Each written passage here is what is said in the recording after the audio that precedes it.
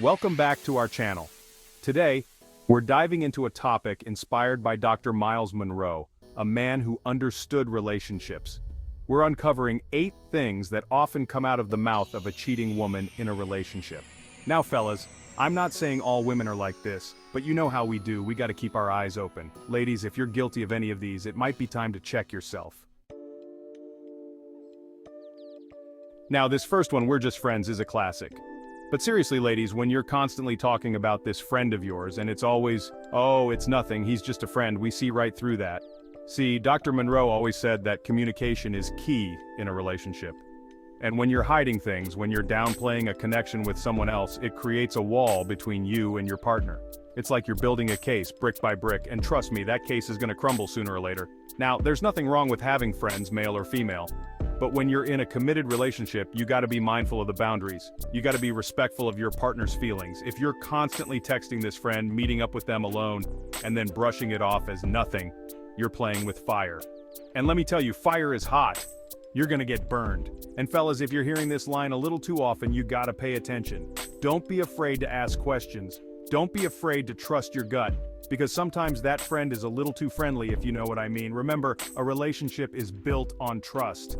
And when you start hiding things, when you start lying, even little white lies, you're chipping away at that foundation. And eventually, the whole thing is gonna come crashing down. Hold on, let me put on my therapist hat for this one. This here, "you're just being paranoid," is a classic manipulation tactic. It's designed to make you, the one who's catching feelings, doubt your own instincts.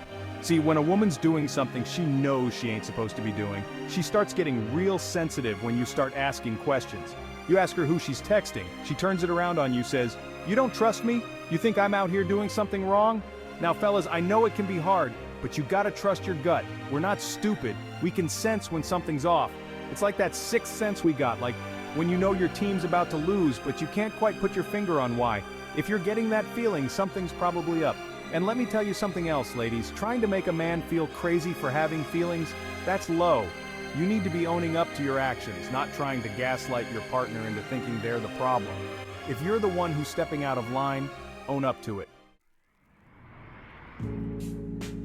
Now this one, "I need some space," this is where things get real tricky. Because on the surface, it sounds reasonable, right? Everybody needs a little space sometimes. But when it's coming from a woman who's already acting shady, it's a major red flag. See, when a woman's feeling guilty, when she's trying to distance herself from the situation, she'll start asking for space. It's a way for her to avoid confrontation, to avoid having to answer your questions. She can just say, "Oh, I just need some time to think," and then disappear for a few days, maybe even a week. Now, I'm not saying that every time a woman asks for space, she's cheating. But what I am saying is that you need to pay attention to the context. Is she still affectionate towards you? Is she still communicating with you regularly? Or is she using this space to do her own thing without any regard for your feelings?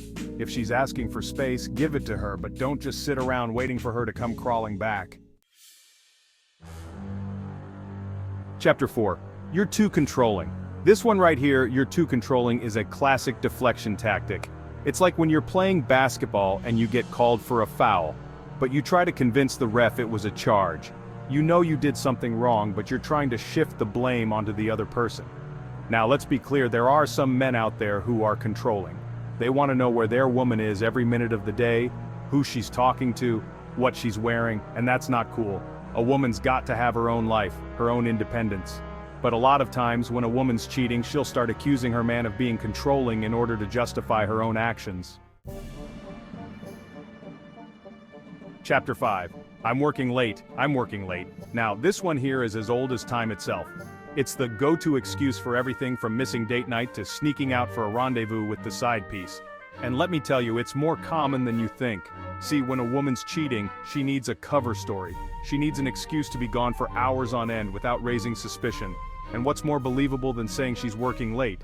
After all, we're all busy. We're all trying to make a living, right? But here's the thing. If she's suddenly working late all the time when she never used to, that's a red flag. If she's always too busy to see you, too tired to talk, that's a red flag. Chapter 6. It's not what it looks like. Oh, this one here? This is the ultimate confession disguised as a denial. It's like when you walk in on your dog chewing on your favorite shoes, and they give you that innocent look like, "What, this old thing? I found it like this." Come on now, we're not stupid. If you find her phone open to a lovey-dovey text from another man, or you catch her sneaking out of a hotel room looking guilty as charged, don't insult your intelligence with this line. If it looks like a duck, quacks like a duck, and walks like a duck, it's probably a duck, not a stray parrot that wandered in from the Caribbean.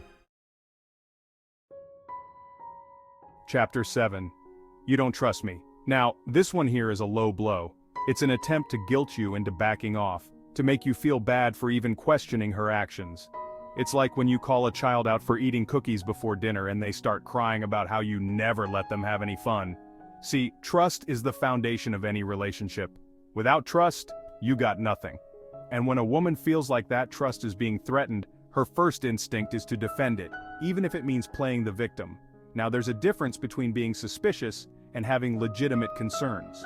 If you've got concrete evidence that your woman is doing something shady, then by all means confront her. But if you're constantly accusing her of cheating without any real proof, then yeah, you might have some trust issues to work on. Chapter 8. Now this last one, I love you, but this is the ultimate setup. It's like the calm before the storm. The sweet nothing whispered in your ear before she drops the bomb. See those 3 little words, I love you.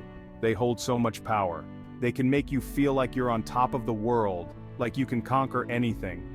But when those words are followed by, but, trouble's on the horizon, it's the precursor to a confession, a breakup, a whole lot of hurt coming your way. I love you, but I'm not in love with you. I love you, but I need to find myself. I love you, but I slept with your best friend. Ouch. Thanks for watching.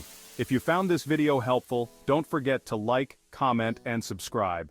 And don't forget to hit that notification bell so you don't miss out on any of our future relationship advice. Let us know in the comments if you've heard any of these phrases before and how you handled it. See you in the next video.